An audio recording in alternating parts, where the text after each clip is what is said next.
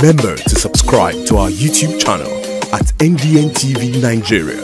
Click on the subscribe button and be the first to get notifications. Mixed reactions have continued to trail Chief Edwin Clark's recent call on President Bola Tinubu to remove Abia, Imo and Ondo states from the board of the Niger Delta Development Commission, NDDC, through an amendment of the act establishing the commission.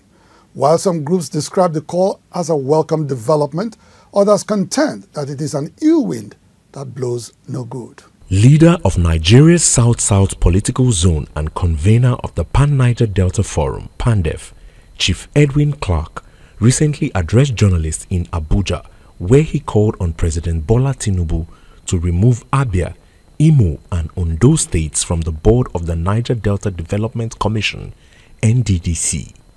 The Niger Delta currently comprises 9 oil-producing states which are represented on the NDDC board.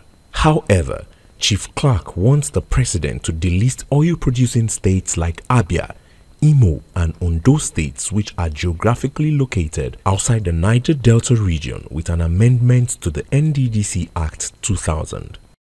Chief Clark leaves no one in doubt that he is not comfortable with the political exigencies necessitating the establishment of the NDDC at the time.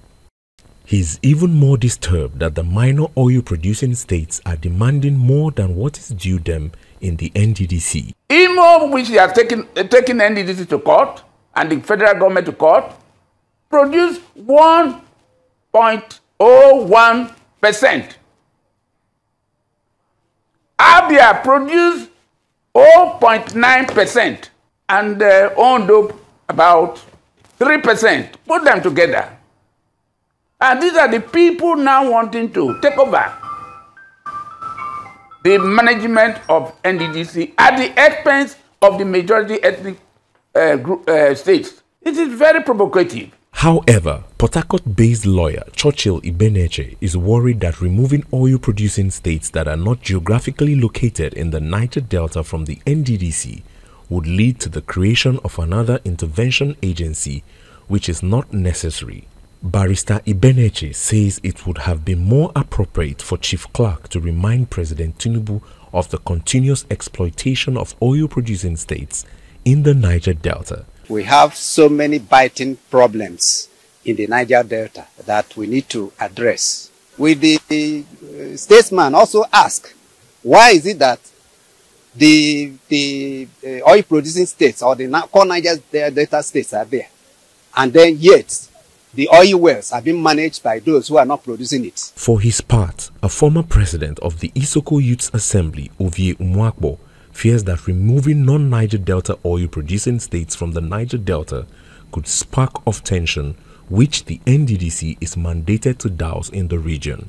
The agitation, the tension, the crisis that would have come out of it has already been taken care of through their inclusion in the NDDC, Act. So, for me, I don't think it will be right at this point to remove these states from the operations of NDDC. Rising in defense of Chief Clark, Alex Nathan, a youth leader from Bayelsa State, maintains that the core Niger Delta states, aside being the major oil-producing states, have been the worst casualties of environmental degradation occasioned by decades of crude oil and gas exploration and production in the region.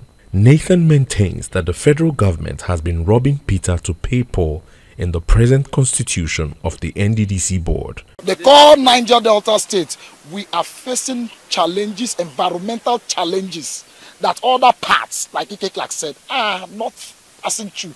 Every day the pollution, our ecosystem has been damaged. So what Ike Clark said, we are in support of it.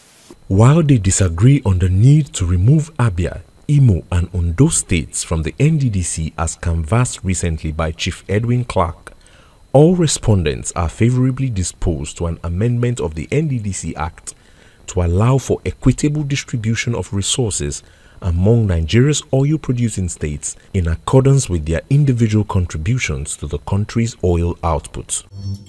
Inside the Niger Delta,